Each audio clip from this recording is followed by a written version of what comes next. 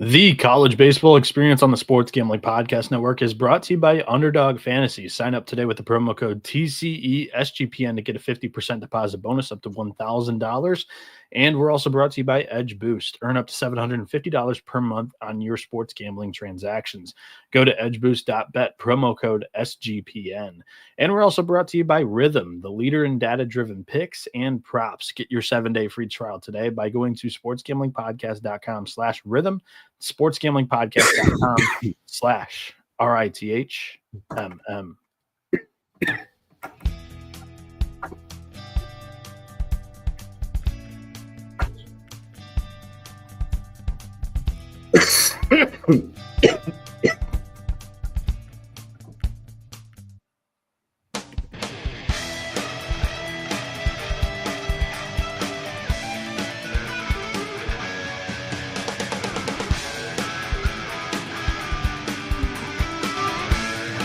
And it is showtime. Welcome back to a brand new episode of the College Baseball Experience. And like that viral clip of the soccer coach says, sometimes maybe good, sometimes maybe shit. I ate shit tonight. I feel like shit with like very little sleep because we didn't get totals or run lines out until 11 a.m. today. But what's going on, everybody? My name is Noah Bieniek, aka 77, and I'm joined alongside Johnny Venezia, my co-host for today. Johnny, how did Friday treat you?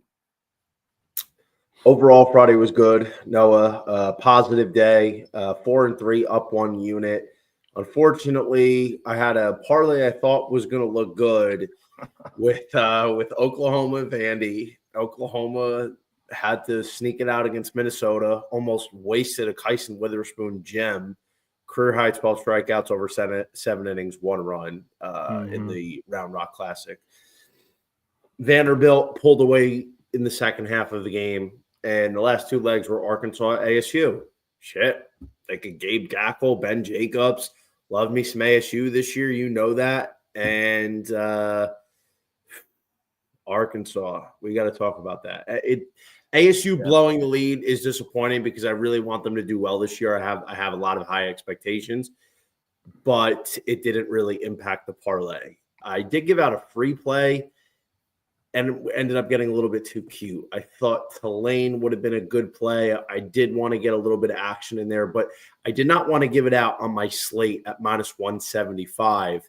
So I thought, hey, let's do another free collab with my guy Jay Bookie. We hit one last weekend for our inaugural collab.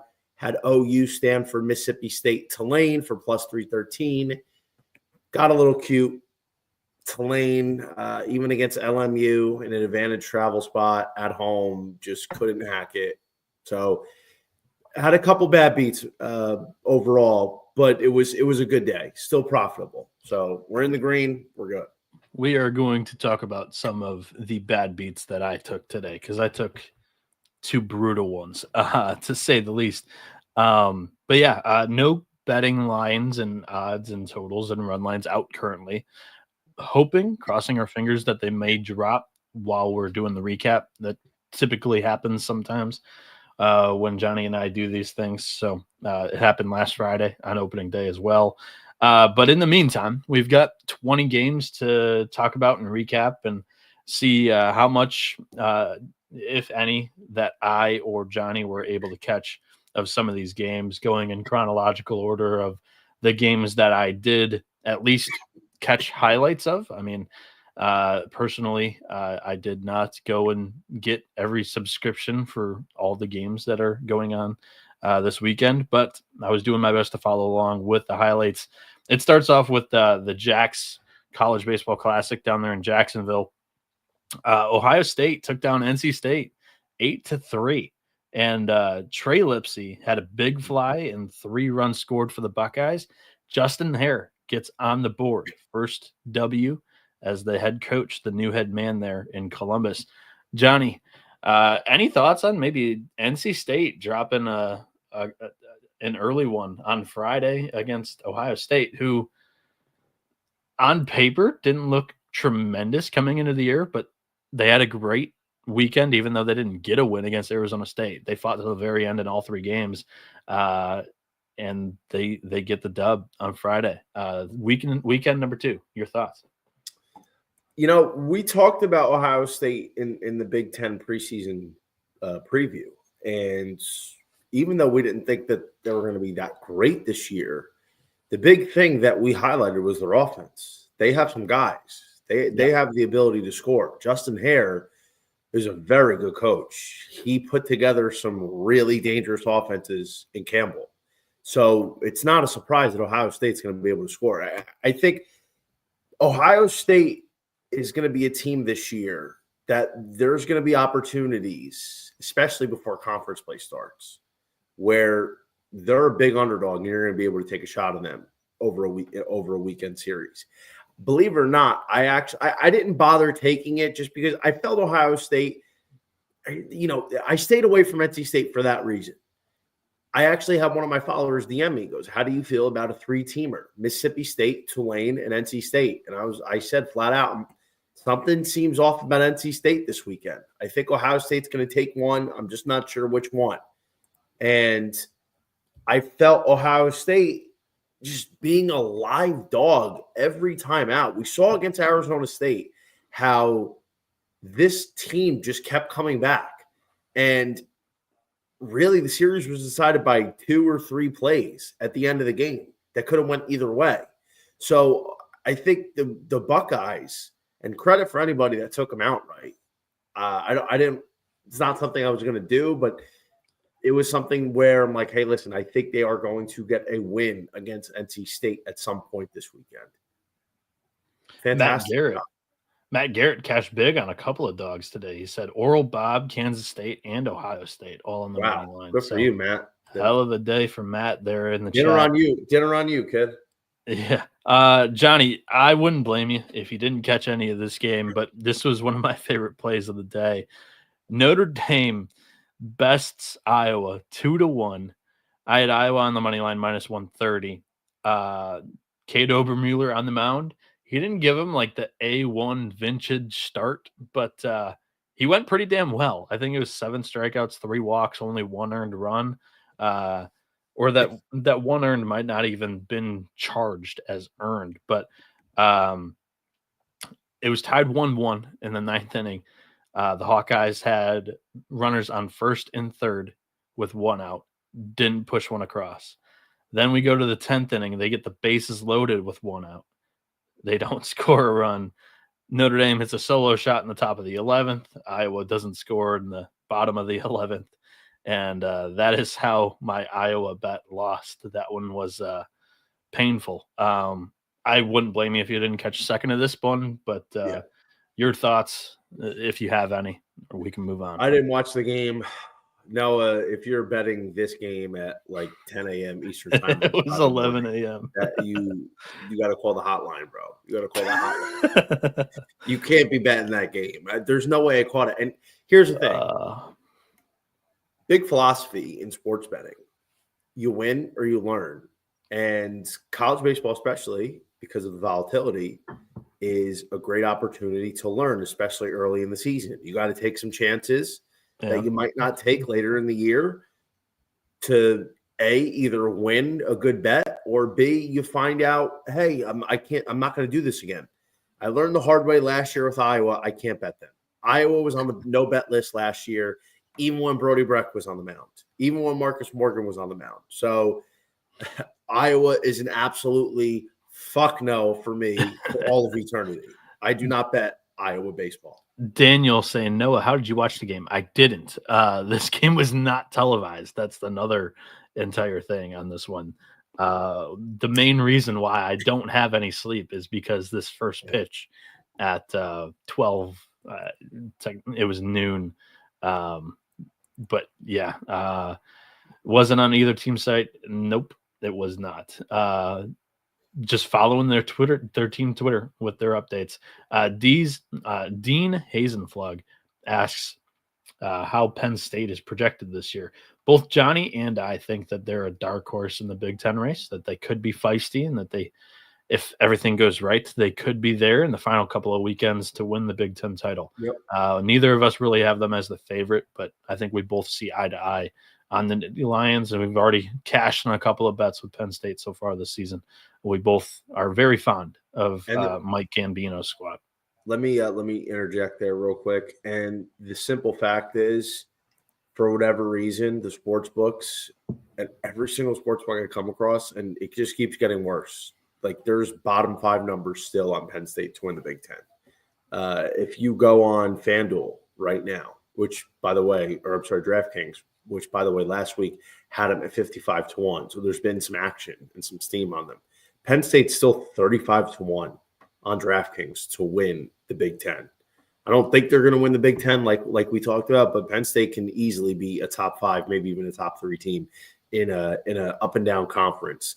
They have the 6th worst odds to win the Big Ten. That does not make sense.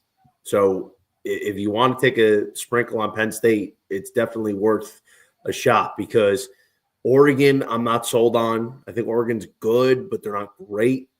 Yeah. I don't think that division, even though their schedule is relatively easy, that is not a layup for them. I think they're the best roster on paper in the Big Ten, but I do not like the travel schedule.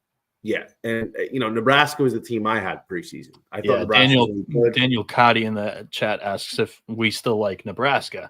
Yeah, I'm not pushing the panic button after that first weekend. I don't know if you caught the result from Friday, but they went down to the Teague and beat Louisiana on a Friday night against Chase. That's Morgan. That's a tough matchup, dude. Chase Morgan, I can't name. I don't know if I can name a better mid-major pitcher than Chase Morgan other than Tyler Bremner. Yeah, Jackson Fuller could be in the conversation, but like Chase Morgan's that dude, bro. They dropped 7 runs today, so very good. And I think I'm going to be in a love-hate relationship with Nebraska all year. Like they're going to be Jekyll and Hyde all year. One day they show up, they look fantastic. The next day they look like shit. Tomorrow they might look like shit. But drink Nebraska local. I'm sorry. Nebraska overall, I think is going to be good. I think that's the play. You could still get them near 5-1. Drink local, rewind about 4 minutes. We just talked about Ohio State. And then Daniel saying even Michigan State looks decent. They can't hit. But Joseph Jurwa, I have it written down here. Tremendous. Once again, turns in a very, very good start on a Friday night. Opening day, he was good against Central Michigan. Today, he was great. This was the other bad beat that I had. Michigan State wins 9-2 over Washington State. Johnny, there were 6 runs scored in the final inning and a half in this one to spoil my 9.5 under. They put up 11 runs total, 6 of them in the final inning and a half. But you had Michigan State on the money line, correct? No, Michigan State. No, I talked about it on my podcast yesterday. I was thinking about adding it. How do you say his name? I always say Jurwa. Yeah, where did they get that? I don't know. The DZ is pronounced as a J, I believe. The pronunciations of these college players has escaped me. I just say whatever I want. Okay, Joseph Jurwa, who is one of the better Big Ten pitchers, who threw a gem last week, threw a gem today, against Wazoo, which is a scrappy program, which gave Arkansas, which we'll talk about in a minute here, a battle last weekend. But Michigan State can't hit. Joseph Jurwa was the only reason why I would back them. The interesting thing about the Spartans, and I thought about this, like I really thought about this, but I'm like, I'm trying to be more selective this year when it comes to my card. I have to really like something. A play that I was going to give out, and I talked about John Bowman on my podcast last night, in addition to Michigan State, was an Arizona San Diego under. If it was higher, anything than if it was 11.5 or higher, I was going to play the under, but I didn't love it. It ended up coming home, but I didn't love it. So I didn't play it. So I'm trying to be more selective. I don't want to just be a spam better, putting out 10, 12 plays on a Friday, unless I really like those plays. Yeah, I like that philosophy. That's kind of always been me. Plus, I don't have the bankroll to be volume betting on a Friday, Saturday, Sunday, and Tuesday, Wednesday. That's just not up my alley. They also, hold on, sorry, real quick. Michigan State was a plus 105, plus 110, some spot dog to open. Yeah. They closed at like a minus 150 favorite. They got steamed. Well, rightfully so. Jurwa should be priced that way. So, but it's nuts. It's just they got hit hard. Yeah. Therese Williams asking about the college basketball show. That's going to be starting anytime from 12:15 or later.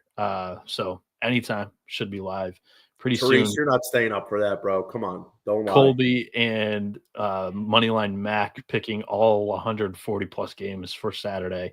And I will be joining them soon after I get this podcast up when we finish. Before we get to the rest of the recap of Friday and cross our fingers for some betting odds on Saturday's slate, you need to gear up for March with Merch Madness. The promo code right now we're using is all caps Madness to get your 20% off in the SGPN store. Get in now before the promo code is over. Code Madness for 20% off. And SGPN is also partnered up with Edge Boost, the premier Visa debit card for bettors. An Edge Boost card allows you to avoid the hassle of having your card denied at the sportsbook, DFS site, sweepstakes site, racetrack, or casino. Plus, you can earn up to $750 a month in cashback rewards for using your Edge Boost card. And you know your money is safe as the card is FDIC insured. The best part is that there are no credit checks and it's completely free. Sign up today with the promo code SGPN so you can get better cash back, rewards, and instant tier 2 status. That's edgeboost.bet, promo code SGPN, edgeboost.bet, promo code SGPN. And the college baseball experience is also brought to you by mybookie.ag. MyBookie is the best place to bet every sport, plus props for every game. And a live dealer casino, MyBookie accepts customers from a ton of locations, and you can easily deposit and get lightning fast payouts using crypto. Head over to mybookie.ag, promo code TCE SGPN for 100% deposit match up to $1,000 plus a $10 casino chip. That is mybookie.ag, promo code TCE SGPN. And we are back here on the college baseball experience. Myself, Noah Bieniek, alongside Johnny Venezia, running through the Friday, February 21st slate, recapping some of the notable results. How about this one? Tighter than a lot of people may have thought.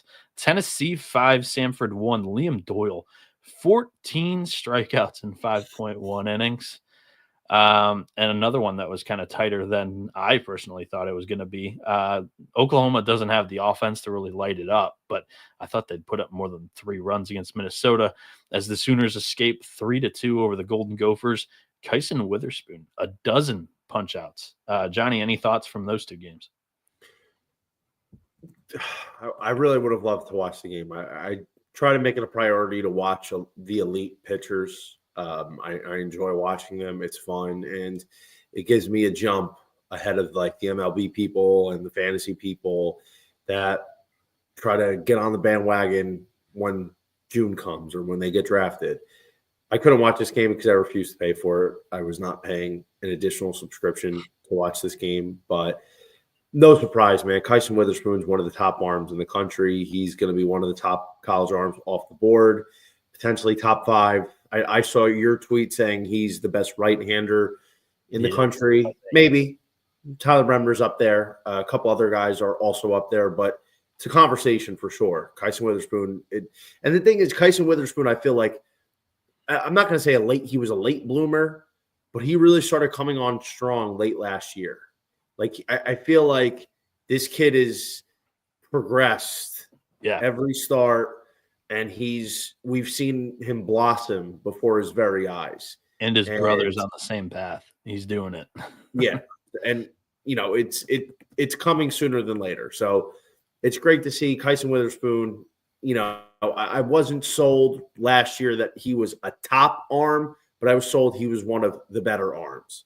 And this year, after seeing him late last year and seeing what he was doing, he's definitely one of the top 5 arms in the country. How about this arm making a statement? Hunter Elliott, career high 10 strikeouts today and an 8-0 victory over Eastern Kentucky. Solid stuff there from the left-hander off of Tommy John in start number 2. Also, Georgia spanked Illinois Chicago today, 9-3 in game 1, 15-1 in game 2. I didn't catch any of this. Do we know if Colton Smith started? No, it was Charlie Goldstein. Colton Smith, I don't think is projected in the rotation this week. Yeah, he's been dealing with back tightness. So and Leighton Finley started game 2, and he dealt from what I saw on Twitter. Irvine went into Lubbock, won 6-4. 11.7 tweeted this one out today. This was not me. The first 0-4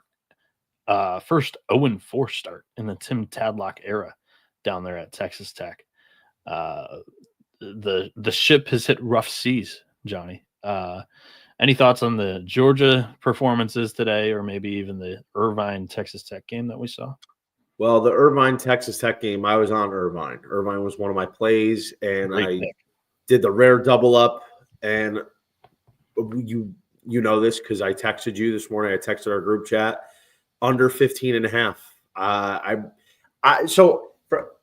Obviously nobody else here is in our group chat. I texted Noah. I saw the lines drop, the totals and the run lines dropped late. Oh yeah, I do remember this. We finally got some. And I was already on the Irvine money line at -120. But I saw the total at 15. I'm like, this was a sweaty double tap. I'm like, what the fuck is going on? Why is the total 15? Is the wind crazy? And one of our guys was like, no, it's 29 degrees, 9-degree wind. I'm like, oh, Danny Suarez is decent. Mac Hoyer is decent. I mean, they're not first-round picks, but they're okay. I mean, Texas Tech's offense is solid. UC Irvine's offense is solid. Anthony Martinez isn't playing. Why is this 15? This doesn't make sense. And there was 15.5s on Bet Rivers, which is ultimately what I took. And I'm like, listen, you know what? I'm taking the under 15.5. It's a Friday night. The bullpens are fully rested. There's no way. It just doesn't make sense. What do they know that I don't know that it's a 15.5 run total? So I took the under, and lo and behold, after the third inning, it was like 5-4. I'm like, oh, here we go. It's going to be a 20-run game. And a front-loaded scoring game ends up being an under, 6-4, 10 runs. Barely cracked the double digits after just tallying up a lot of runs early in the game, and the 15.5 under was a no sweat. We talked about it last weekend. Like, we assumed that Danny Suarez was legit winning the Friday night starter role. Yeah, I haven't been impressed. I don't know about you. I haven't. His stuff is not live. He throws that big breaking curveball. The fastball's not live. And the thing is, when you have a guy that doesn't have a live fastball and throws a lot of breaking balls, you got to be able to throw them for strikes. Yeah. You can't miss with location. You can't be walking batters. Honestly, this game could have been a lot higher scoring. Yeah. There were so many jams on both sides that were worked out of. Mm-hmm. I will say I have been impressed by the Eaters lineup, though, and they've been doing it without their best hitter in Anthony Martinez. So UC Irvine, I think they have the goods. Let's talk about another team that is kind of surprising, and we talked about it with the Big 12 preview. Baylor sniped Lamar's pitching coach, and Lamar was a top 5 staff via ERA last season. Ethan Calder, the Friday night guy for the Bears this season, he aids Gonzaga to a 4-0 victory. I had the under 12 in this one. This one cruised. But Ethan Calder, 12 innings pitched so far this season, 15 strikeouts, only 1 earned run, only 1 free pass. Good stuff there. Mm-hmm. Yeah, absolutely. I don't really pay much attention to Baylor. I don't have many expectations. Not a team I'm going to be betting on a lot. But listen, it's the layup part of the schedule, so good for him to be able to rack up some numbers. All right, Johnny, not buying stock yet, not sold yet. How about this? If you didn't sell stock already, you might as well hold on to it because it's been shorted. Duke loses to Cornell 10-8. They were getting no hit through 7, Johnny. I mean, I can't say I'm surprised. I'm surprised they're this bad, but on our shows, I told you I thought Duke was due for regression this year. I didn't think Duke was going to be that good. The fact is, they lost so much pitching from last year. I'm a big fan of Kyle Johnson. I think Kyle Johnson's got a shot to be a top 5 pick next year. If not, top 10. Two-way star. Yeah. AJ Gracia, same kind of thing. Top 5 potential. I think top 10 is very much in the loop. Although I am confused why they moved him from right field to first base. I feel like he's way more athletic. He's too athletic to be playing first base. Well, their outfield's crowded, so they just kind I of know, threw him but in an open spot. it's So. like when RJ Austin was playing first base last year. Like, he's the best You're athlete right. on the team. Like, what are we doing? But the fact is, Duke's lineup is not that good. Yeah, Ben Miller's back. Awesome. Miles Clark's back. Good. Solid. But their pitching is not good. Their bullpen lost potentially the best reliever in college from last year in Charlie Bielenson. They lost Fran O'Shell. They lost Jimmy Romano. They lost a couple of other arms. They just don't have the same mojo. I did not think Duke was going to be a good team this year. I thought they were going to be middle of the pack ACC, but definitely having a regression hit hard. Like, in no way, shape, or form did I think Duke was competing for the ACC conference championship, regular season, or in the tournament. I didn't think they were anything close to an Omaha team. So I'm not surprised to see them get off to a slow start. I predicted Cincinnati was going to at least take one from them last week. Yeah, that was a good call. But they're this bad that Cornell on a Friday night is going into Duke and beating them, basically no-hitting them through 7. I mean, Duke ended up coming back and making it a game, but still, it's definitely time to push the panic button. That was Cornell's first game of the year, too. Notable in a fact that, this is how you take care of an Ivy League in their opening game of the season. Florida State, 24, Penn, 2. And Penn's a better baseball program than Cornell. They absolutely undressed the Quakers today. Jamie Arnold walk in the park. 5 innings, 8 strikeouts, just 2 hits allowed, no runs. His second breezy start of the season for the nation's best pitcher, in my opinion. Yeah, I mean, listen, it's Friday night with Jamie Arnold. We're going to see a lot of those Jamie Arnold starts. Probably it's going to be the closest thing to Rhett Lauder Friday nights with Wake a couple of years ago, where he went 15-0 in the regular season. It was automatic. It is Jamie Arnold on Friday nights is probably as automatic as you can get in the sport. Paul Skeens is automatic on Friday nights. Rhett Lauder was automatic on Friday nights. Chase Dollander 2022 was automatic on Friday nights.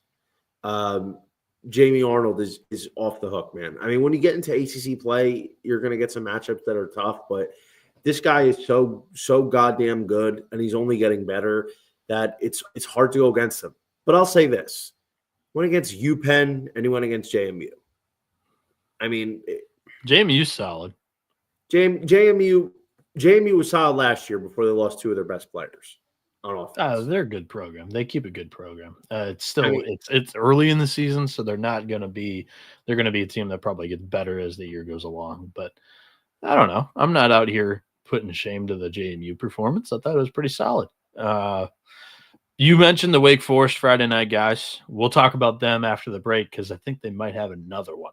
But first, Underdog Fantasy is offering NBA, NHL, college basketball, even college baseball this season. You can get down on whatever sport you want to cash in big with Underdog Fantasy Pick'em. Sign up today with the promo code TCESGPN to claim your special pick, plus first-time deposit offer up to $1,000 in bonus cash. UnderdogFantasy.com, promo code TCESGPN.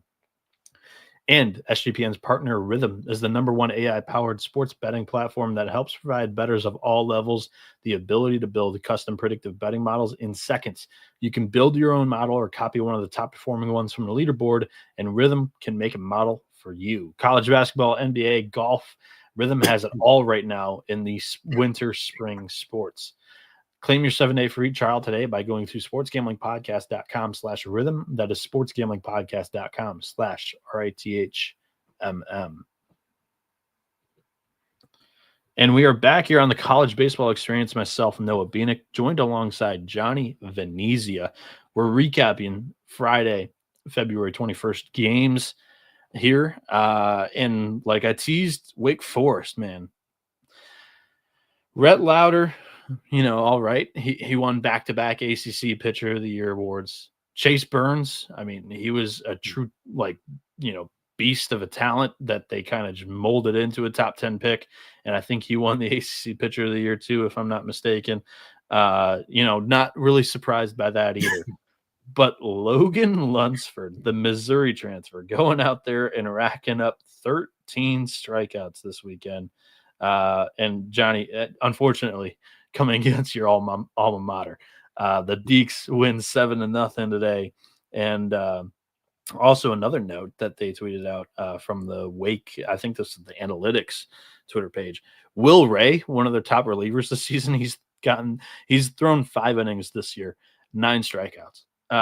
The pitching staff, once again, pitching lab seems to be doing its best, because Lunsford Friday night, I think of the last 4 years that they've had a Friday night guy here, I would rank him third with the 2 years of Rhett, 1 year Chase, and Lunsford.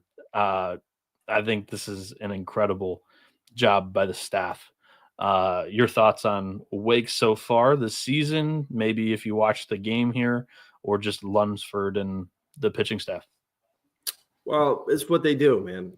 They are able to bring in pitchers who have some talent or have a lot of talent and polish them up. I mean, we've seen that so much. Corey Muscara is a fantastic coach. He's a St. John's guy, revenge game. Listen, the pitching lab is something that a lot of schools have been adding over the last few years. They're continuing to add them and put the resources in because they've seen what Wake Forest has done with the pitching lab, and they've made that popular.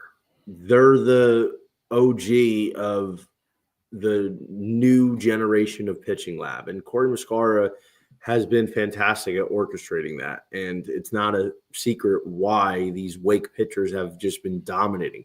And listen, Logan Lunsford was a guy who was a Friday guy for Mizzou for a lot of starts last year. And him and Vanderbilt split some time. He had some outings where he was pretty good. I mean, the stuff isn't that great, to be honest, but it's good enough because he has such a big, slow curveball that he throws religiously. Like, all he does is throw curveballs. And then he'll come back with a 90, 91, 92 mile an hour fastball.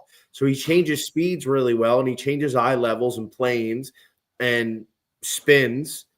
And, listen, it's showing success. I mean, it's cutting down on inefficiencies in your delivery and mechanics. And that's what Wake Forest does. It's not a secret. And listen, it's great that he's doing well, but again, it's St. John's.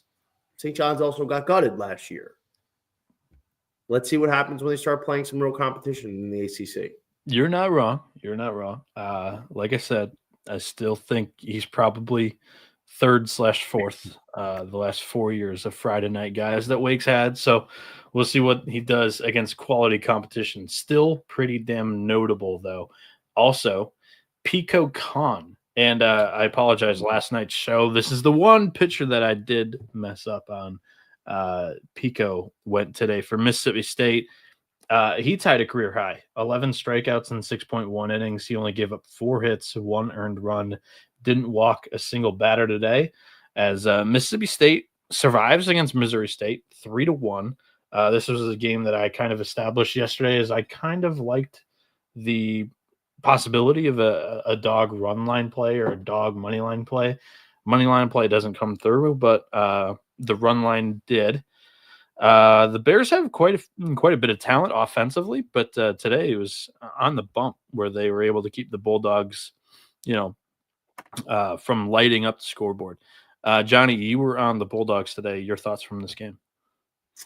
Mississippi State really gave me a heart attack. Listen, I was big on Mississippi State last year. Mississippi State and Florida State were two of my biggest positions. Their pitching was amazing. And Pico Khan was very good late last season. He showed why he deserved to have a shot to be the Friday night guy. This kid has got pretty solid stuff, but he's a very good pitcher. His stuff doesn't blow you away, but his ability to mix pitches, command the zone, change speeds, and just be pounding the strike zone and getting ahead of hitters is fantastic. Like, that's old school pitching. This is what you grew up on being able to do. The fact is, their offense is so bad, and we saw this late last year. They needed like a rally late against Missouri State, a kid who was sitting 86, who shut them down through 7 innings to come back and win. Pico Khan, fantastic. Mississippi State, though, man, they're in that Arkansas Mizzou bucket where I don't think they're going to be able to hit a lot this year, and their pitching is got to be damn near perfect for them to win. All right. Yeah, thank you for the recap on that one. I didn't catch that one at all. 86. He was throwing muffins in there, and Mississippi State couldn't hit him. Oh, dude, he was throwing cock shots. 86 down the middle, and they couldn't square it up. I have to tip my cap to you for this pick because I thought St. Mary's could be competitive today against Vanderbilt. Commodores 11, Gales 4. Good pick. I mean, they're minus 400. I mean, I don't know. I know you threw them in a parlay though. You were comfortable enough to do that. JD Thompson Friday night and at home against St. Mary's, cross country travel team that's really not that good. Also a pitcher lefty. Don't disrespect them like also that. A pitcher lefty who is sitting 86 to 89. Listen, I will say this. I know it's early. It's cold weather. It's not ideal baseball weather. It's early in the season. You're just getting back in game shape. You're kind of shaking the rust off, but I was not impressed by JD Thompson today. There was a couple pitchers, noteworthy pitchers, I was not impressed by. JD Thompson was one of them. Could not find the strike zone. Was getting hit a little bit early, walking batters. Pitch count was hiked up. His pitch count was in the high 60s after 2+ innings. JD Thompson against Grand Canyon last Friday was good. I don't know if he was as good as his stat line because he had to work around some trouble. He was working deep counts. He wasn't as sharp as I would have hoped, although he was still good. So I'd like to see JD Thompson be a lot more sharp in his next start. Crisp, not working these 2-2, 3-2 counts, getting guys out in 4 pitches or less. It's important, man, because the thing is this. Vanderbilt's got some talented guys, but Vanderbilt's offense is not good enough to be having your Friday guy putting you in a hole early. They got some good bullpen. Miller Green is a stud. Miller Green's awesome. Sawyer Hawks, I think, could be very good. There's a couple other guys they have. Ethan McElvain, I'm not 100% there on. The talent is there. The consistency, like his brother, I don't know right now. I think it could be there, so I understand why he's in the Saturday role. Cody Bowker was great on Sunday. Yeah, he was. They're a pitching-focused group. The offense has some guys, but the depth is not there. So Vanderbilt needs their pitching to be sharp. They're heavily reliant on their pitching, a lot more than other SEC teams. A lot of these other SEC teams have offenses that, hey, man, listen, if your Friday night guy goes out there and he gets shelled and he gives up 5 earned, 6 earned in 4 innings, no problem. We have a good chance to come back and even that up. Vanderbilt does not. Yeah. A post that I had on social media today, I don't really fire off too many takes for what it's worth. I'm more highlights, results of games that I know people aren't watching because they're behind paywalls.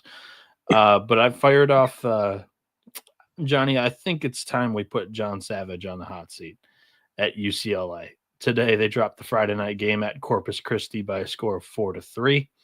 We've seen this song and dance a couple of times. Offenses aren't talented or not talented. The offenses haven't been good enough. They have plenty of talent. This is a team that full of blue chip recruits, and they just underperform to expectations each and every single season. Not impressed. Corpus Christi, hell of a win, though. There was a clip that I saw of their first baseman running after a pop fly in foul territory. Just no regard for his body whatsoever. runs into the dugout, didn't even realize that he was running down the steps, like just runs into the dugout, slams into the other bar, falling down the steps, and the ball lands like in fair territory right around the cutout of the dugout. Putting his body on the line for the team, though, and they respond. 4-3 victory. I don't know if you caught any of this one, but that's my take. Putting John Savage on the hot seat. Stanford starts off 1-0 in the Pac-12, 2-0 victory over Washington. My joke, not very funny, but Stanford gets a win over the former Pac-12 foe as Matt Scott dropped 10 punch-outs.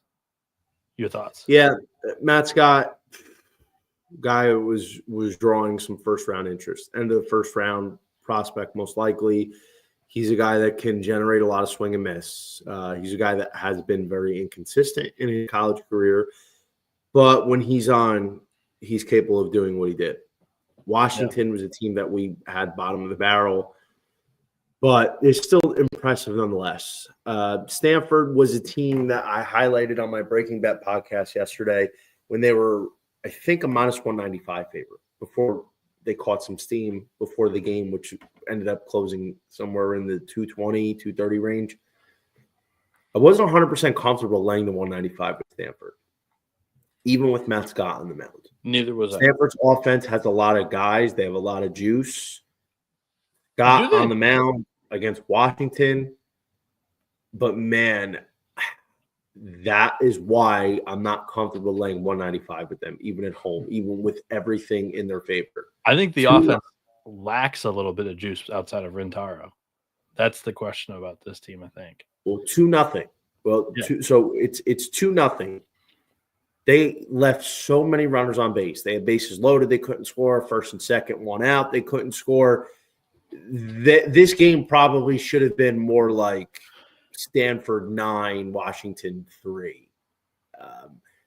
I feel like Stanford does have some more offense other than Rintaro, but it's concerning. I don't like laying these big numbers with a team like Stanford that can just disappear or no show, or a bullpen that I do not feel comfortable with. A bullpen that has the bullpen. I like the bullpen. I don't love it. I think the pitching staff doesn't have many questions. I'm high on Stanford. I know you are. I don't love the bullpen. So I did get a little bit worried, but Stanford did come home. It was a Matt Scott. It was a Matt Scott masterpiece, honestly. But it's a team that is going to be very Jekyll and Hyde this year. And I'm very curious what happens when Stanford starts ACC play and they have to travel to the East Coast. I'm very curious. Yeah. Don't blame you at all for not watching any of this next game, but it was our first top 10 matchup of the season. Oregon State 7, Virginia 2. The Beavers get the W here. They broke it open in the middle innings. AJ Singer had a 2-run single through the right side. And yeah, Eric Segura comes in off of relief. 7 strikeouts. Kid looked like a stud. Go Beavs in the chat talking about how about Eric Segura. There we go, my friend. I said it on last night's show, and I believe it. I don't think Nelson Keljo is the best arm on the staff. He's going on Fridays like he is, but he's got 9 walks and 2 appearances so far.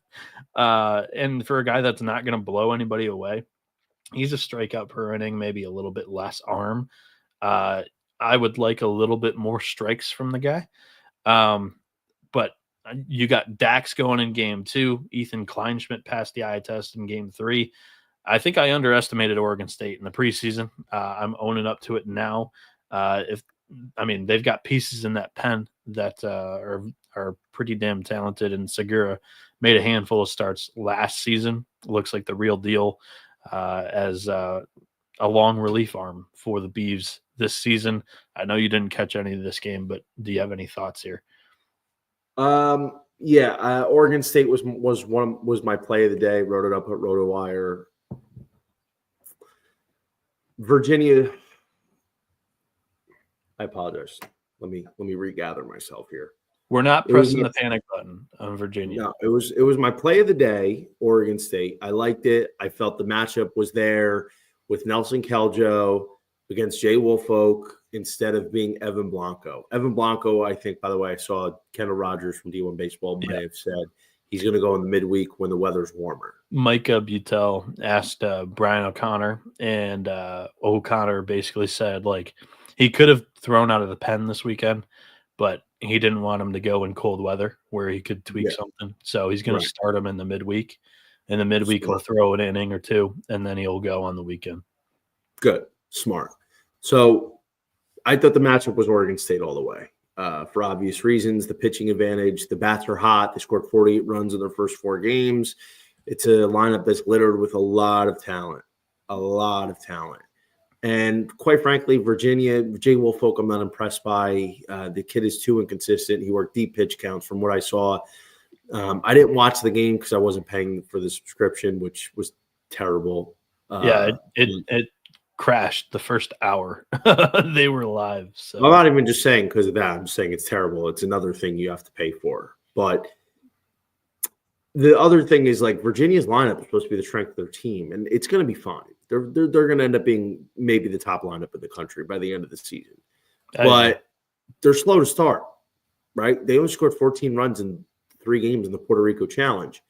And sometimes when you're starting off slow, you got to just figure it out. And you got to go through a little bit of a slump, a little bit of growing pains early season. And it's hard to think that you're just going to snap out of it against Oregon State. And also the weather being what it was, where the ball's not flying, you're going to have to rack up multiple base hits in a row, most likely. And I just didn't think UVA was going to do that. So Oregon State, great read. I will say this. I do agree with you. Nelson Keljo being a reliever last year who was honestly known for his strike throwing. I think he only had like 14 walks in 45 innings, something along those lines. I don't think Keljo is going to end up being the Friday guy for much longer. I think he'll end up being probably the Sunday guy, maybe, unless Segura just keeps dotting. But if Segura keeps dotting, I think Oregon State realizes they need a high leverage bullpen piece. Segura was fantastic today. 3 1/3 shutdown innings, 8 strikeouts.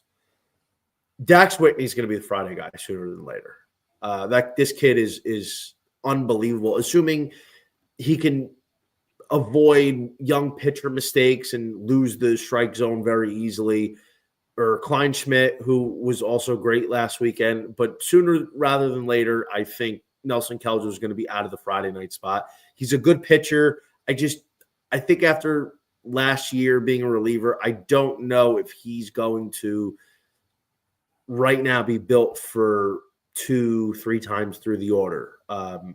Ultimately, as the season progresses and he gets more starts, I think he's going to build up his stamina and his endurance and ability to adjust a second, third time through the order. But Oregon State was in my portfolio as one of my top teams last year to win it. It was like Arkansas, Oregon State were 2 of my main teams.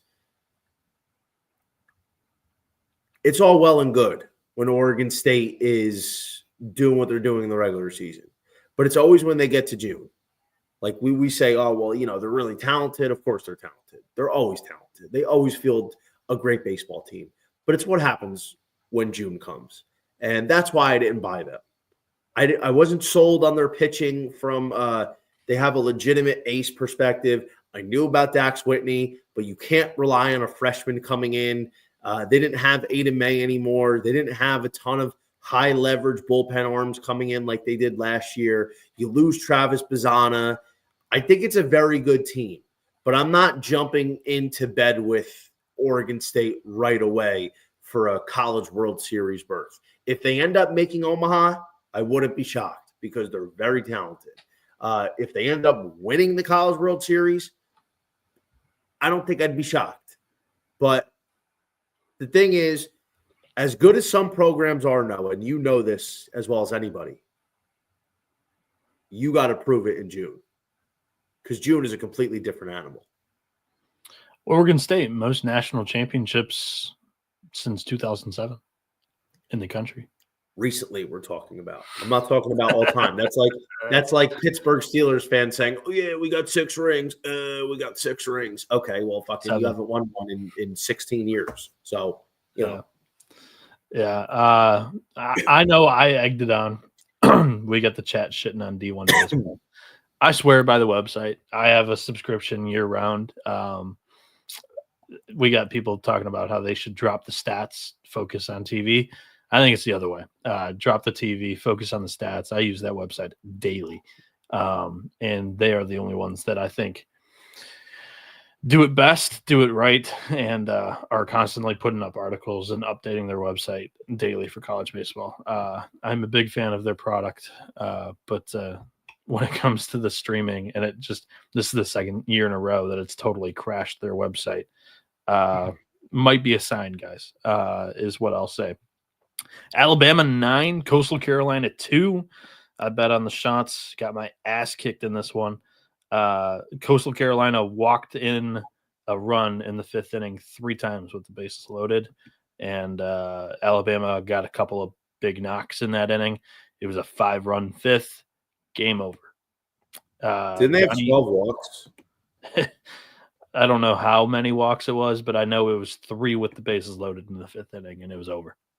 I think Alabama, at least heading into the 9th inning, only had 3 hits for all game, and there was 12 walks Coastal had. It's typical pitching for Coastal Carolina, man. Do you know how bad I want Coastal to be really good, like College World Series good? Coastal Carolina is a team that I pretty much took each of the last 3 years, took a ticket on, because I'm like, God damn, like this team can rake, bro, especially if they find a way to host a regional and they're able to outslug somebody. Can their pitching step up? Like, this team, I thought their pitching might be better this year. You bring in Cullen McKay from Virginia. You got Jacob Morrison, who developed, Riley Eichhoff. Like they have guys that now have another year of experience under their belt. They should be better. But the truth is, and I hate to say it because I want Coastal to be good so bad, I don't know if we're going to see that 2016 Coastal type of team anytime soon, like in the near future. Like, but if we saw that kind of team before 2030, I'd be genuinely surprised. The fact is, Coastal Carolina, especially without Gary Gilmore there, it's lost its luster. It's like, okay, well, Coastal historically has done this. They still have some guys from the Gilmore program. Caden Bodine is an absolute superstar, first-round talent this year, switch hitting catcher. But the fact is, I don't know if I see it anymore, man. And the pitching is such a problem for them every year. They don't have one legitimate starter at any point where you could say, okay, we're throwing him out there. We're going to win this game. He's throwing. And we're talking about a mid-major team. Like, I'm not even talking about a Chase Morgan type of talent there. Like, they don't have anybody that you can comfortably say, we're throwing him on Friday, we're going to get the win. I like Cam Fluke. He had a good freshman year last year. He looked good opening weekend. But I don't know if I would put it to that point, though. Like he looked good, but look good for mid-major. And here's the other thing. And this is why I gave Coastal. I'm like, okay, it's a neutral field. Bama minus 160 it's too big. I don't think Bama's that good. They have some talent. Like Zane Adams is a solid pitcher. I don't think he's anything super special. Like, I think he's got a lot of potential. But the fact is, and John Bowman and I were talking about this, like, Coastal away from home can't fucking hit. It doesn't make sense why this team can't hit when they're away from home. They scored, I think, 2 runs today.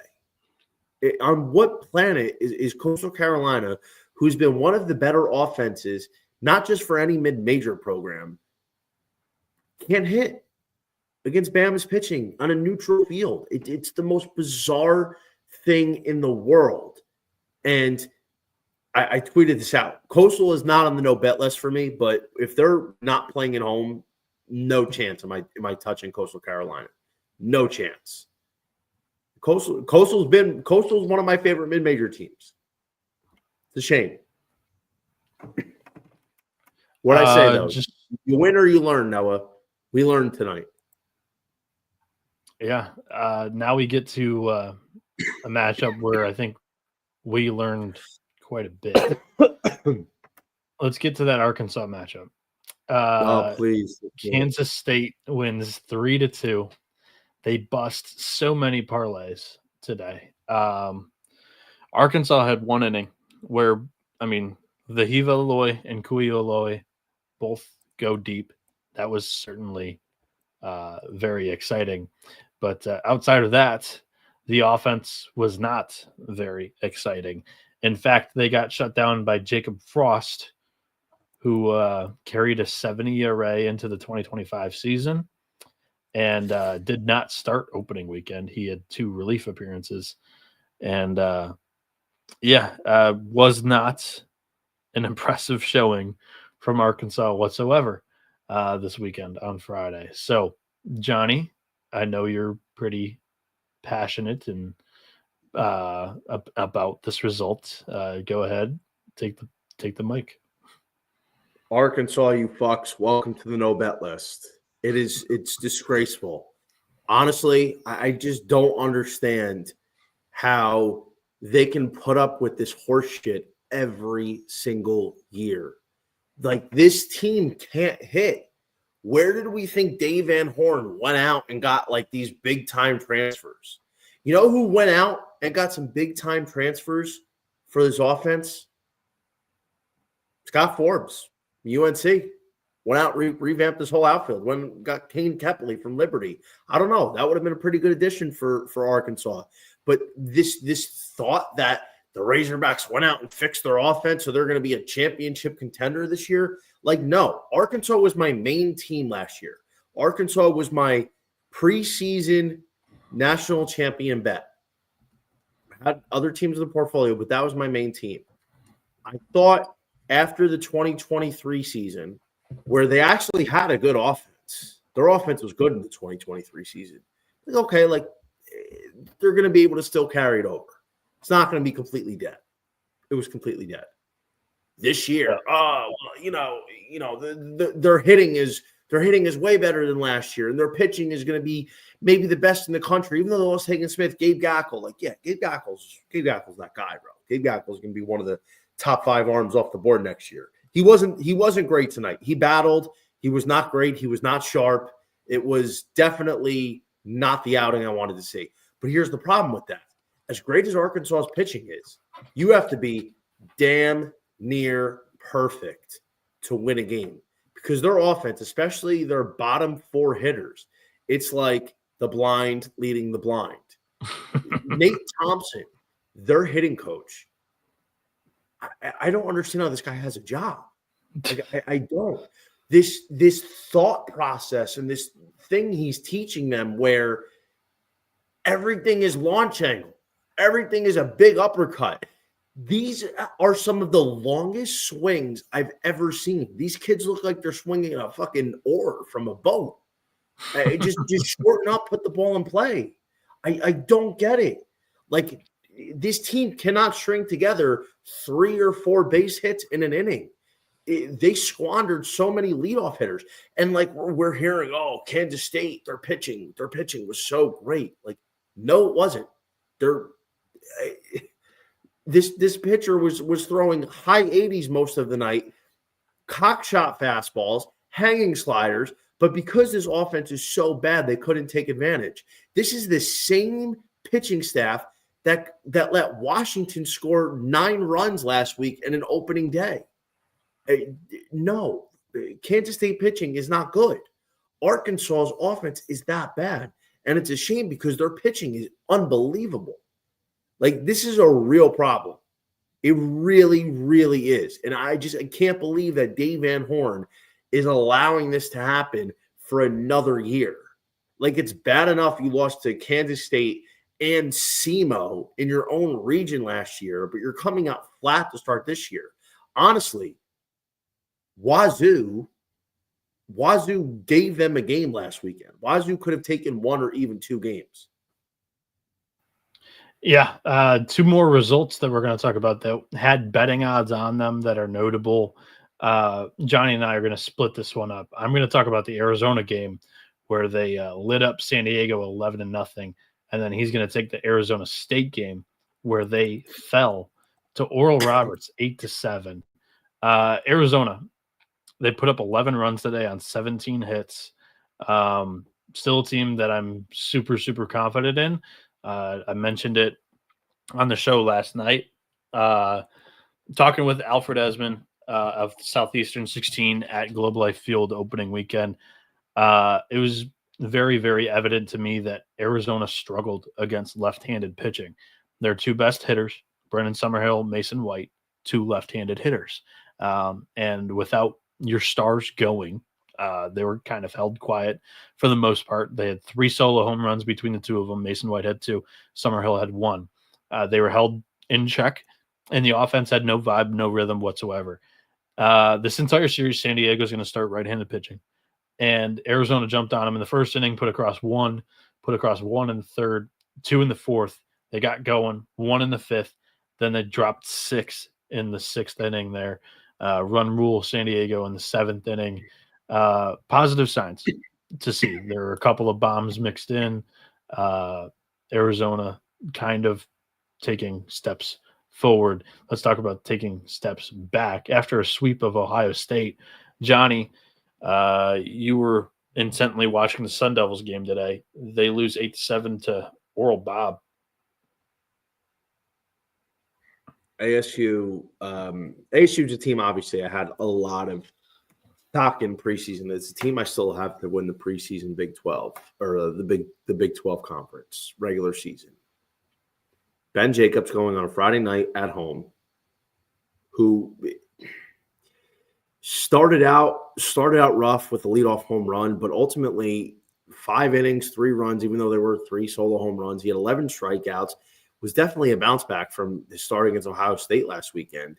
His offense scores 7 runs, and we know ASU puts up runs. Like, that's what they do. They're gonna have maybe a top 10 offense by the end of the year. But the problem is, like, this bullpen is bad, dude. This bullpen is not sharp, and this is something that I knew coming into the year. But we've seen a lot of times in the past, Noah, where a team's bullpen or a team's starters are not good, but as the year progresses, something just clicks and they find a way to string it together and get it done, right? It just that's happened all the time. But ASU tonight was up 7-3 late. And by the way, their offense did leave a lot of meat on the bone. They easily could have put up 10 or 11 runs. Oral Roberts did not pitch to Brandon Compton today whatsoever, by the way. And Brandon Compton hit a frozen rope up the middle. That kid is a stud. That's why I took a Golden Spikes ticket on him this past weekend. But the fact is, there was a 7-3 lead and they blew it. It was 7-5 in the 9th inning. Hoger comes in. At the end of the day, there was 2 strikes with 2 outs. Game 7-5, and he can't deliver. Like, he lets up 3 runs and it lets up the lead. Doesn't even leave it for a tie. It's mind blowing. It's not something that I'm pushing the panic button. It's something that I knew about coming into the year, but it can't happen, man. Willie Bloomquist's team is too talented for something like this to interfere with their progress. This is a win that should have happened. There's no way they should have lost this game. They got to come back tomorrow and right the ship there. All right, and then we're going to wrap this up. Doesn't look like there's any betting odds that have dropped. We're going to wrap this up with the 2 most disappointing performances from a power conference standpoint. Oregon, they lose 12-11 at PK Park to Rhode Island. And then Maryland travels down to Western Carolina and Cullowhee, North Carolina, and they lose to the Catamounts 8-7. Tough losses for both programs there. Southern Miss, that was a very notable game in the mid-major slate that we didn't touch on. Southern Miss wins 4-0 over Louisiana Tech. Johnny, anything that you want to say before we get out of here? We need a bounce back tomorrow, man. We're gonna have a big one. We knew this coming in. This Friday slate was definitely not. It wasn't a good slate. Like the games weren't that good. There was a handful of games that we highlighted. I feel like it's going to be a lot better games tomorrow. I'm looking forward to Oregon State, Oklahoma. Dax Whitney, Malachi Witherspoon is going to be a fantastic pitching matchup. I think there will be a really good chance to take an under, hoping that total is going to be 12.5 or bigger. Anything 12.5 automatic play to the under. I think that's going to be a fantastic matchup. Do you have a pick on the side? Game-wise, I'd probably go back to Oregon State. Oklahoma's offense is a problem, dude. Oklahoma's offense is just not something I believe in. Their pitching is great. Their starting rotation is awesome, but I think as we get into SEC play, their offense is going to be their kryptonite. I just don't know if they're going to be able to consistently score runs in weekend series against this talented SEC pitching staff. I agree. I'm on Oregon State with you. Hot potato. North Carolina, East Carolina at Durham Bulls Athletic Park, neutral field, assuming game one starters that were slated for the weekend pitch in this one. I'm going to take North Carolina to win this game. Your pick. Yeah, I would go to UNC. The question is, what do you think the line would be? Even on the road, UNC, Jason DeCaro. Neutral site. I would go North Carolina minus 160, minus 175. Really? Somewhere in that ballpark. Yeah. And if it's lower, I'm playing it. Jason DeCaro, baby. Sign me up, man. That kid's a star, man. He's going to be a star. Arlington, Texas. Arkansas, TCU. Your pick. Punt that. Give me an under, man. Give me an under. I think there's Arkansas could pitch and they can't hit. So whatever the total is, it's an under. It is not. What if it's 9.5? You comfortably on the under? 9.5? You comfortably on the under?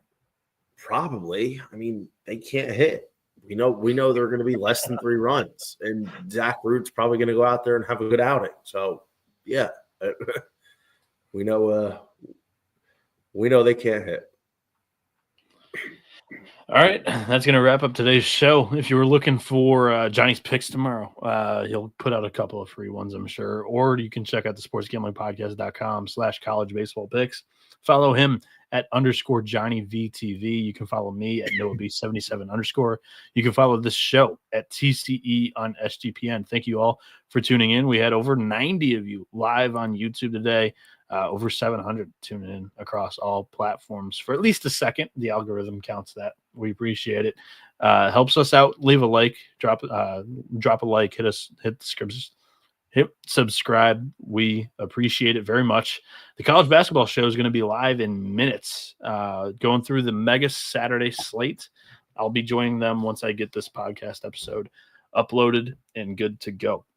This has been the College Baseball Experience. You better start thinking about yours, and we are out of here.